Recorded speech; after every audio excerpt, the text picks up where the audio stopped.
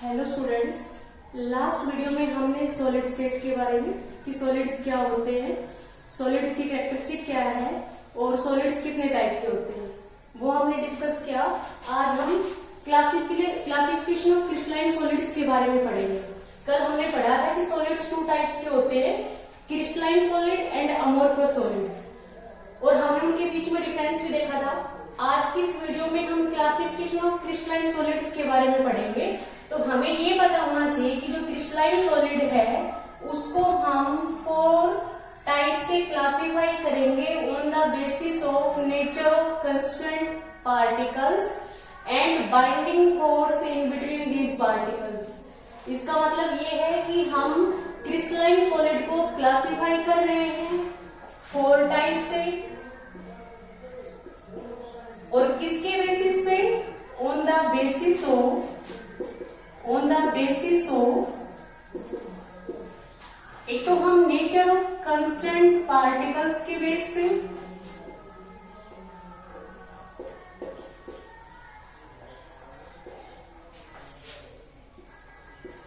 और दूसरा इन पार्टिकल्स के बीच में फोर्स कैसा है, nature of constraint particles and the binding force. Binding force का मीन्स क्या है? जो कंस्ट्रेंट पार्टिकल्स को होल्ड रखता है।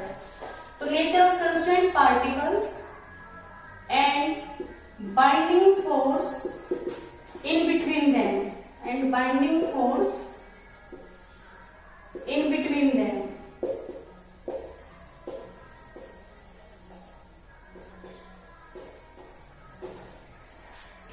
अब कौन सी जो 4 टाइप्स से हम क्रिस्टलाइन सॉलिड को क्लासिफाई करेंगे, उसमें फर्स्ट कैटेगरी है आयनिक सॉलिड्स, सेकंड हमारी जो कैटेगरी है वो मॉलिक्यूलर सॉलिड्स,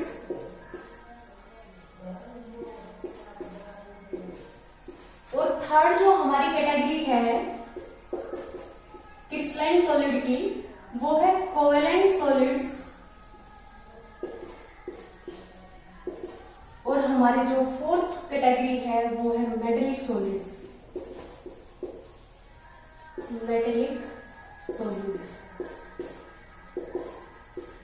हम क्रिस्टलाइन सॉलिड को 4 टाइप से क्लासिफाई करेंगे on the basis of nature of constituent particles, कि जिन पार्टिकल से मिलकर सॉलिड बना है। दूसरा क्या है कि उन पार्टिकल्स के बीच में जो फोर्स है उसके बेस के ऊपर। अब जो ये क्रिस्टलाइन सॉलिड है ये हमारे 4 टाइप्स के होते हैं। फर्स्ट क्या है? आयनिक सॉलिड, सेकंड हमारा क्या है? मॉलिक्यूलर सॉलिड, थर्ड क्या है? कोवेलेंट सॉलिड, और फोर्थ क्या है? Metallic solid. अब हम 1 बाय 1 सभी को डिटेल से पढ़ेंगे। तो फर्स्ट हमारा क्या है? Ionic solids. जो हमारे आयनिक सॉलिड्स होते हैं उसमें जो कंस्टिट्यूएंट पार्टिकल्स होते हैं वो हमारे क्या है? Positive and negative charged ions. हम ये कह सकते हैं positive and negative ions.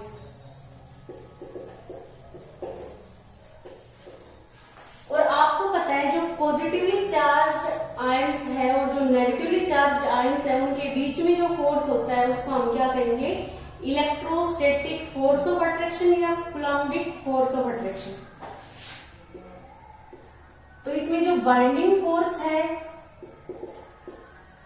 Ionic solid में वो हमारा क्या है? Strong electrostatic force. क्या कहेंगे हम? Strong electrostatic force of attraction. आपने फिजिक्स में कूलम्ब्स लॉ पढ़ा होगा। पॉजिटिव और नेगेटिव चार्ज आयन के बीच में जो फोर्स होता है वो इलेक्ट्रोस्टैटिक फोर्स ऑफ अट्रैक्शन, उसी को हम कूलम्बिक फोर्स ऑफ अट्रैक्शन कहते हैं। अब आप ये देखोगे कि आयनिक सॉलिड्स में जो कंस्टिट्यूएंट पार्टिकल्स है वो positively and negatively charged ions है, और उनके बीच में जो फोर्स ऑफ अट्रैक्शन है वो हमारा क्या है? Strong electrostatic force of attraction. अब इन्हीं के बेस के ऊपर हम इनकी प्रॉपर्टीज बताएंगे आयनिक सॉलिड की। तो फर्स्ट क्या है कि आयनिक सॉलिड्स में जो पॉजिटिवली और नेगेटिवली चार्ज आयंस होते हैं उनके बीच में फोर्स ऑफ अट्रैक्शन स्ट्रॉन्ग होता है, इसी वजह से इनका मेल्टिंग और बॉइलिंग पॉइंट हाई होता है। They have high melting and boiling point. इनका मेल्टिंग एंड बॉइलिंग पॉइंट है वो काफी ज्यादा होता है due to strong electrostatic force of attraction. Second जो हमारा पॉइंट है प्रॉपर्टीज में वो क्या है, ionic solids. Ionic solids are hard, hard होते हैं और क्या होते हैं, ब्रिटल होते हैं। ब्रिटल आपको पता है ना कि जैसे ही हम उसको स्ट्रक करेंगे, चोट पहुंचाएंगे तो पीस में ब्रेक हो जाएंगे। नेक्स्ट पॉइंट है हमारा कि जो आयनिक सॉलिड है वो सॉलिड स्टेट में इंसुलेटर ऑफ इलेक्ट्रिसिटी है। मीन्स हम ये कह सकते हैं कि इंसुलेटर है, बट वो मोल्टन और एक्वस सॉल्यूशन में गुड कंडक्टर ऑफ इलेक्ट्रिसिटी है। इसका रीजन क्या है वो मैं बताऊंगी आपको। तो पहले आप क्या लिखोगे, in solid state, in solid state ionic solid या आयनिक कंपाउंड्स आर इंसुलेटर। ये इंसुलेटर है, ये करंट को कैरी नहीं करेंगे। क्यों नहीं करेंगे, क्योंकि सॉलिड स्टेट में जो कंस्ट्रेंट पार्टिकल्स है, जो पॉजिटिव और नेगेटिवली चार्ज आयंस है, उनके बीच में फोर्स ऑफ अट्रैक्शन काफी ज्यादा है, वो स्ट्रॉन्ग फोर्स से बंधे हुए हैं, तो आयंस फ्रीली मूव नहीं कर सकते सॉलिड स्टेट में। और जब आयंस फ्रीली मूव नहीं करेंगे तो ये आयनिक सॉलिड हमारे सॉलिड स्टेट में क्या है, इंसुलेटर है। बट आप देखोगे मोल्टन और एक्वस स्टेट में, तो मैं क्या लिखूंगी, इन मोल्टन और एक्वस स्टेट आयंस हमारे क्या हो जाएंगे, फ्री टू मूव। और आयंस के मूवमेंट की वजह से क्या होगा, आयनिक सॉलिड्स है वो मोल्टन और एक्वस स्टेट में करंट को कैरी करेंगे। तो हम क्या लिखेंगे, in aqueous state and molten state. हम कह सकते हैं in aqueous and molten state ionic solids are, ionic solids are good conductor, good conductor of electricity, good conductor of electricity because of movement of free ions. क्योंकि आपको पता है कि aqueous state में कोई भी आयनिक कंपाउंड है, मान लो मैंने NaCl का एग्जांपल लिया है, जैसे आप इसको वाटर में डालोगे किस में डिसोसिएट होगा, ये Na पॉजिटिव एक्वस प्लस क्या हो गया, Cl नेगेटिव एक्वस। तो आप देख रहे हो कि आयनिक सॉलिड किस में डिसोसिएट हो गया, Na पॉजिटिव एक्वस और Cl नेगेटिव एक्वस। किस स्टेट में, एक्वस स्टेट में ये आयंस में डिसोसिएट हो गया। इसी वजह से अब ये आयंस फ्री हो गए मूव करने के लिए, और ये आयंस मूव करेंगे। इसी वजह से क्या है, एक्वस और मोल्टन स्टेट में आयनिक सॉलिड है वो गुड कंडक्टर ऑफ इलेक्ट्रिसिटी। अब हम नेक्स्ट सॉलिड के बारे में पढ़ेंगे, दैट इज मॉलिक्यूलर सॉलिड्स के बारे में। इसमें हम कुछ एग्जांपल भी देख सकते हैं आयनिक सॉलिड्स के, जैसे NaCl है, KCl है, LiF है, जिंक सल्फाइड है, एक्सेट्रा। ये सब क्या है, आयनिक सॉलिड के एग्जांपल। नेक्स्ट हम मॉलिक्यूलर सॉलिड के बारे में पढ़ेंगे। नेक्स्ट जो हमारी कैटेगरी है क्रिस्टलाइन सॉलिड की, वो क्या है, हमारी second category molecular solids. Molecular solids, जो ये मॉलिक्यूलर सॉलिड्स है, ये फर्दर हम इसको 3 कैटेगरी में डिवाइड करेंगे। फर्दर हम कितनी कैटेगरी में डिवाइड करेंगे इसको, 3 कैटेगरी में। फर्स्ट हमारी क्या है, नॉन पोलर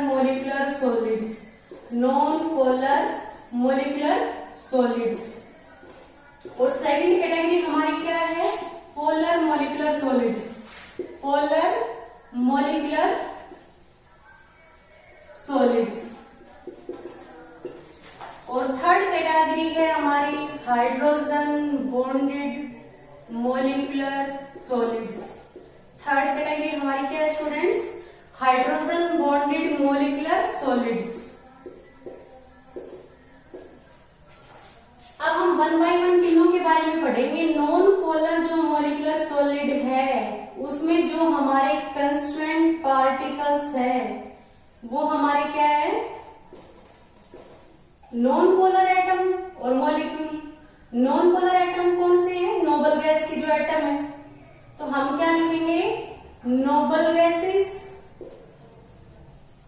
आपको पता है कि जो ग्रुप 18 के जो एलिमेंट्स है उसको हम क्या कहेंगे, जीरो ग्रुप एलिमेंट्स, क्योंकि उनकी वैलेंसी क्या है, जीरो है। उन्हीं को हम क्या कहेंगे, नोबल गैसेस, क्योंकि उनकी आउटर मोस्ट में क्या है, 8 इलेक्ट्रॉन्स है, एक्सेप्ट हीलियम। हीलियम की आउटर मोस्ट में क्या है, 2 इलेक्ट्रॉन्स है। हीलियम का डुप्लेट पूरा है और उसको छोड़ के जितने भी नोबल गैसेस है सभी का क्या है, ऑक्टेट पूरा है, सभी की आउटर मोस्ट में 8 इलेक्ट्रॉन्स है।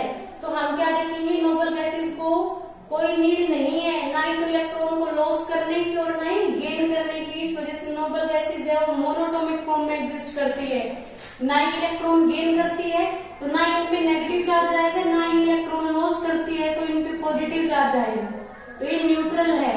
तो हम क्या कहेंगे, नोबल गैसेस है उनपे कोई चार्ज नहीं होता तो वो नॉन पोलर है।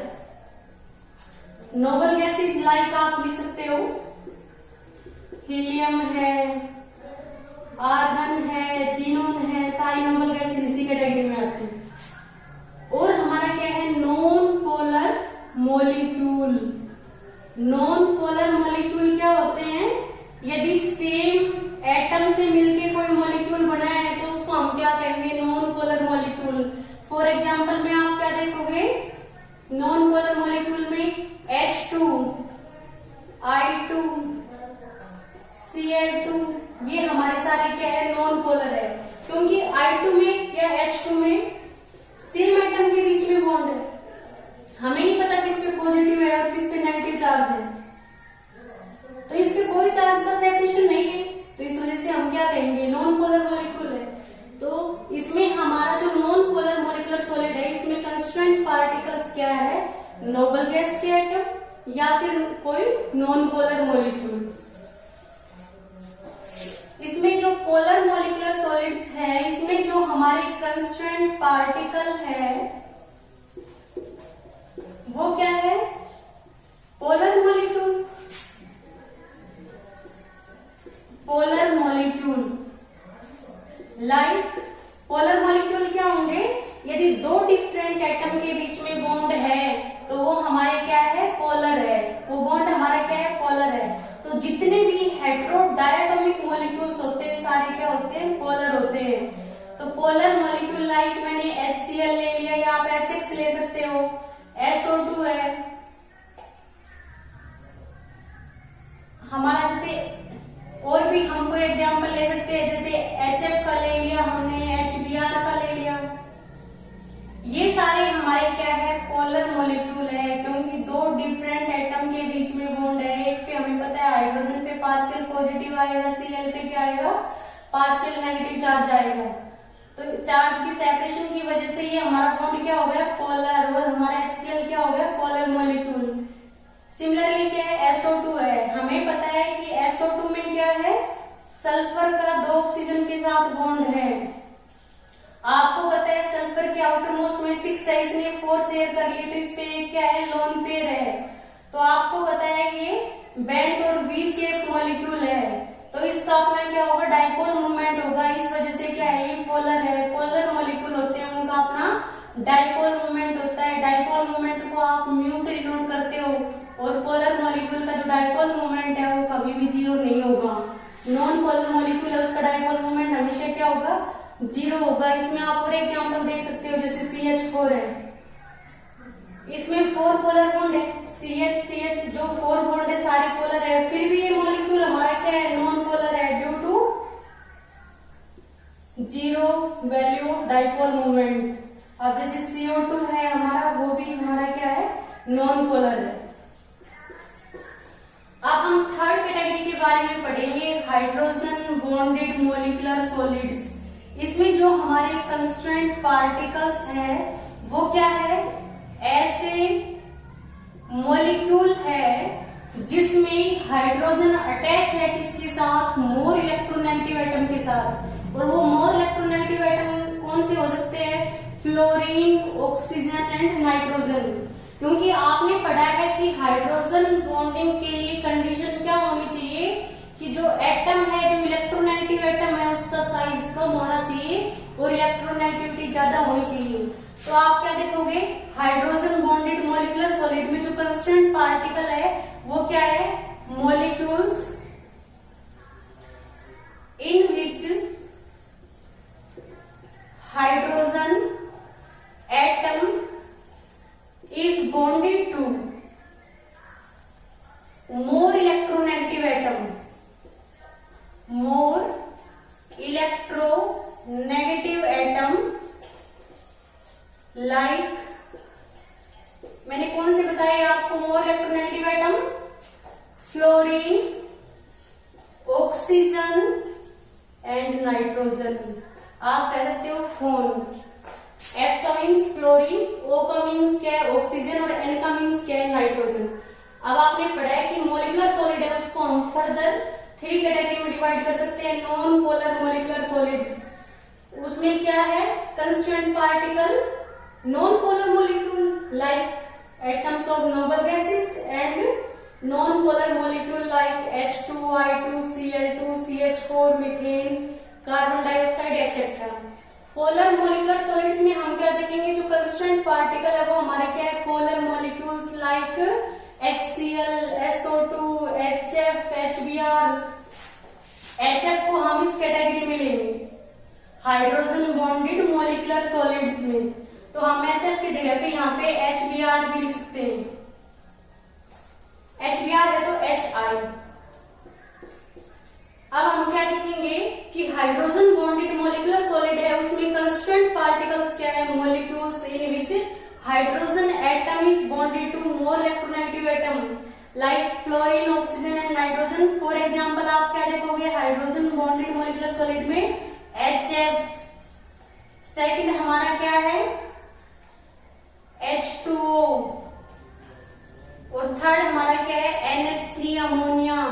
तो आप देख रहे हो ना कि फ्लोरीन के साथ किसका बॉन्ड है, हाइड्रोजन का। तो मैंने क्या कहा है कि ऐसे मॉलिक्यूल जिनमें हाइड्रोजन किसके साथ अटैच है, मोर इलेक्ट्रोनेगेटिव एटम के साथ। अब हाइड्रोजन किसके साथ अटैच है, फ्लोरीन के साथ, जो कि मोस्ट इलेक्ट्रोनेगेटिव एटम है किसमें, पूरी पीरियोडिक टेबल में सबसे ज्यादा इलेक्ट्रोनेगेटिव एटम क्या है, फ्लोरीन, क्योंकि इसका साइज कम है और इलेक्ट्रोनेगेटिविटी सबसे ज्यादा है। और कितनी है इसकी इलेक्ट्रोनेगेटिविटी, 4.0। सेकंड हमारा क्या है, वाटर है। इसमें मैंने क्या बताया है कि यदि हाइड्रोजन ऑक्सीजन के साथ भी बॉन्ड बना रहे हैं तो हमारा हाइड्रोजन बॉन्डेड मॉलिक्यूलर सॉलिड्स में आएगा। और तीसरा क्या है हमारा, अमोनिया। इसमें हाइड्रोजन का किसके साथ बॉन्ड है, नाइट्रोजन के साथ। अब आप ये देखोगे कि इनमें जो फोर्स ऑफ अट्रैक्शन है वो क्या है। अब जो हमारे नॉन पोलर मॉलिक्यूलर सॉलिड्स है इसमें कोई चार्ज का सेपरेशन है नहीं, तो इसमें जो फोर्स ऑफ अट्रैक्शन है वो काफी वीक है। उसको हम क्या कहेंगे, यहाँ पे जो बाइंडिंग फोर्स होगा किस कैटेगरी में, नॉन पोलर मॉलिक्यूलर सॉलिड्स में जो बाइंडिंग फोर्स होगा वो काफी वीक होगा। और कौन सा फोर्स होगा, weak London dispersion force, London dispersion force.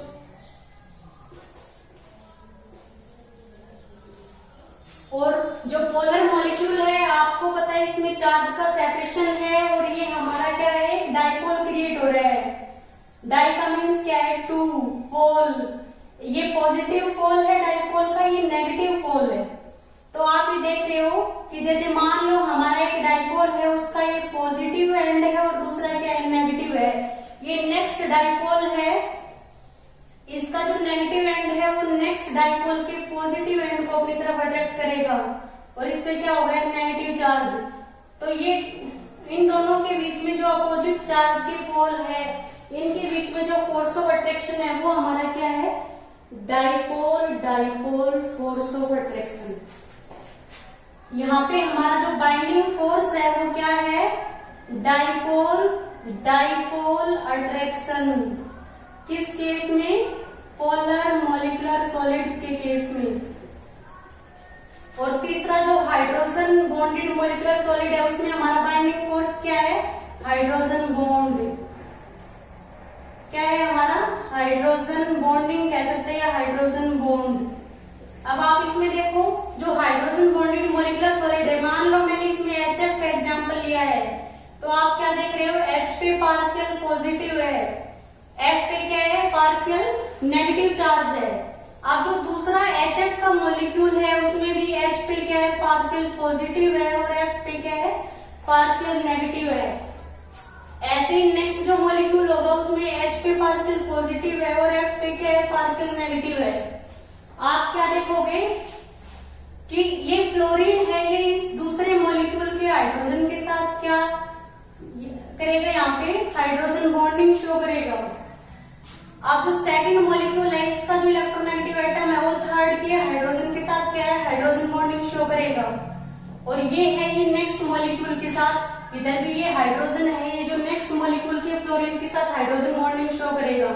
तो आप ये देख रहे हो कि हाइड्रोजन बॉन्डिंग आपने पढ़ा है 2 टाइप्स की होती है, इंट्रामोलिकुलर हाइड्रोजन बॉन्डिंग और इंटरमोलिकुलर हाइड्रोजन बॉन्डिंग। इंटरमोलिकुलर का मतलब क्या है, इन बिटवीन द मॉलिक्यूल, ये अलग मॉलिक्यूल है दूसरा अलग है, इन दोनों के बीच में जो हाइड्रोजन बॉन्डिंग हो रही है वो हमारी क्या है, इंटरमोलिकुलर हाइड्रोजन बॉन्डिंग।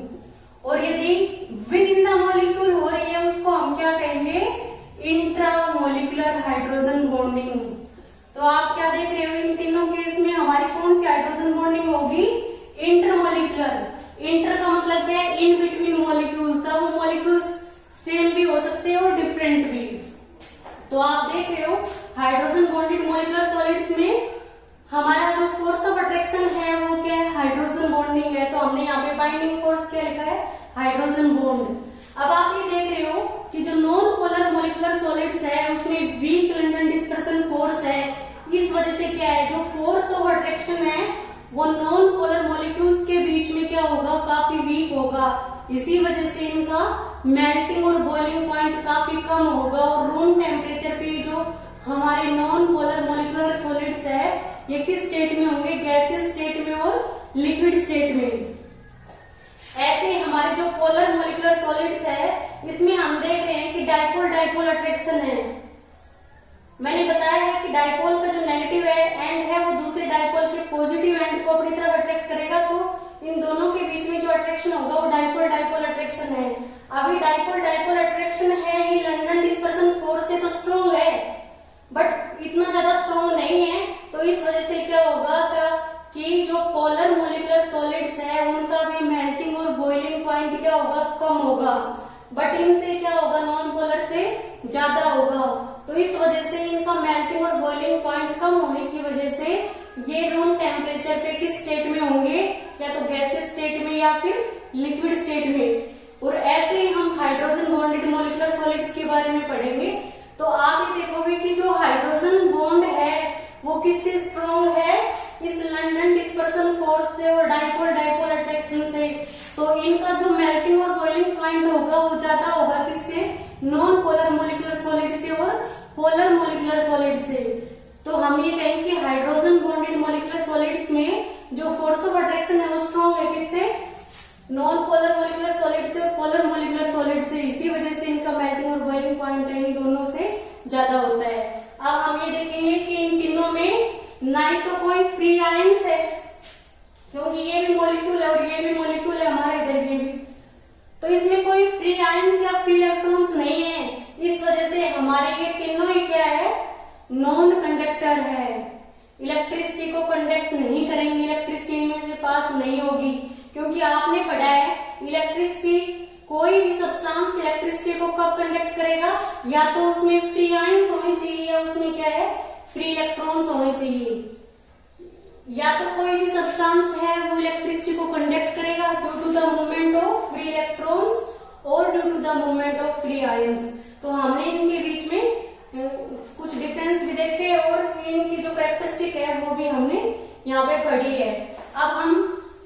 कैटेगरी में चलते हैं। थर्ड हमारी कैटेगरी है वो क्या है, कोवेलेंट सॉलिड्स। जो कोवेलेंट सॉलिड्स है, नेम से ही आपको पता चल रहा है कि कोवेलेंट सॉलिड्स में जो एटम्स के बीच में बॉन्ड होंगे वो हमारे क्या होंगे, कोवेलेंट बॉन्ड। तो हमारी जो थर्ड कैटेगरी है क्रिस्टलाइन सॉलिड की, वो हमारी क्या है,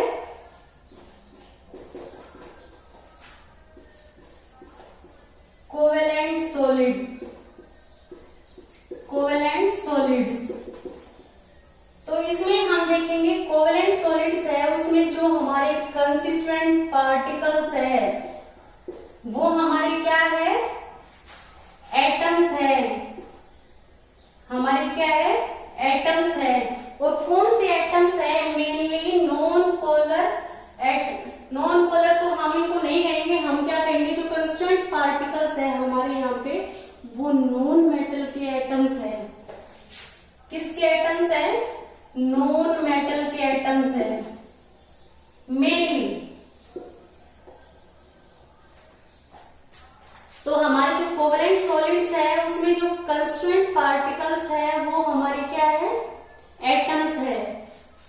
अब इनके अंदर जो फोर्स होगा, जो बाइंडिंग फोर्स होगा कोवेलेंट सॉलिड्स में, वो हमारा क्या होगा, कोवेलेंट बॉन्ड।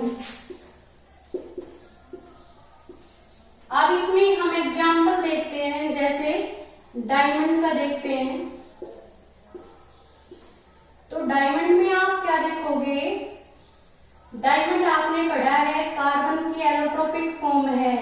इसमें क्या होता है कि एक कार्बन है वो कितने कार्बन के साथ बॉन्ड की फॉर्मेशन करेगा, 4 कार्बन के साथ। तो आपने पढ़ा है कि डायमंड में जो कार्बन है वो टेट्राहेड्रल अरेंजमेंट में होता है। तो ऐसे ये जो नेक्स्ट कार्बन है ये भी क्या होगा, 4 कार्बन के साथ बॉन्ड बनाएगा। ये भी क्या है, 4 कार्बन के साथ बॉन्ड की फॉर्मेशन करेगा। और इस तरह से ये अरेंजमेंट है 3 डायमेंशन में रिपीट होता रहेगा। तो आप क्या देखोगे कि डायमंड है वो किस कैटेगरी में है, कोवेलेंट सॉलिड्स की कैटेगरी में है, क्योंकि इसमें जो एटम्स के बीच में जो कंस्टिट्यूएंट एटम है उनके बीच में बॉन्ड कौन से हैं, कोवेलेंट बॉन्ड है। और कोवेलेंट बॉन्ड क्या होते हैं, जो शेयरिंग से बनते हैं। जैसे आप ये देख रहे हो कि कार्बन है उसका एटॉमिक नंबर क्या होता है, 6। उसकी फर्स्ट सेल में कितने इलेक्ट्रॉन होते हैं, 2। सेकंड सेल में कितने हैं, 4। अब कार्बन के आउटर मोस्ट में 4 इलेक्ट्रॉन है। या तो ये 4 को लॉस करे या 4 को गेन करे, तभी इसका ऑक्टेट कंप्लीट होगा। या ये 4 को लॉस करता है तो ये हीलियम की कॉन्फ़िगरेशन को अचीव करेगा, इसका डुप्लेट पूरा होगा। यदि ये 4 को गेन करता है तो ये क्या होगा, नियॉन की कॉन्फ़िगरेशन को अचीव करेगा, इसका ऑक्टेट पूरा हो जाएगा। बट आपको पता है कि किसी भी एटम के लिए 4 इलेक्ट्रॉन को लॉस या गेन करना इजी नहीं है। इस वजह से कार्बन क्या है, 4 बॉन्ड बनाता है शेयरिंग से। जैसे आपने CH4 में देखा है, हाइड्रोजन का 1 इलेक्ट्रॉन कार्बन का 1 इलेक्ट्रॉन बॉन्ड की फॉर्मेशन करेगा। तो जो शेयरिंग से बॉन्ड बना इसको हम क्या कहेंगे, कोवेलेंट बॉन्ड। जैसे यहाँ पे एक कोवेलेंट बॉन्ड हो गया, ऐसे ही कार्बन अपना 3rd इलेक्ट्रॉन 3rd हाइड्रोजन के साथ शेयर करेगा तो ये CH बॉन्ड की फॉर्मेशन हो गई। ऐसे ये 4th हो गई। तो ये शेयरिंग से जो बॉन्ड बन रहे उसको हम क्या कहेंगे, कोवेलेंट बॉन्ड। तो आप क्या देख रहे हो कि डायमंड में भी एक कार्बन है वो कोवेलेंटली बॉन्डेड है 4 अदर कार्बन एटम। तो ये किस कैटेगरी में है, डायमंड कोवेलेंट सॉलिड्स की कैटेगरी में। तो आप ये देख रहे हो कि जो कार्बन है वो आपने पढ़ा है कि डायमंड काफी हार्ड होता है, क्योंकि जो कोवेलेंट बॉन्ड है, जो बाइंडिंग फोर्स क्या है यहाँ पे, कोवेलेंट बॉन्ड है, वो काफी स्ट्रॉन्ग बॉन्ड है। उनके बीच में जो फोर्स ऑफ अट्रैक्शन होता है वो काफी स्ट्रॉन्ग होता है। इस वजह से डायमंड और जितने भी कोवेलेंट सॉलिड्स है हमारे सारे क्या होते हैं, हार्ड होते हैं।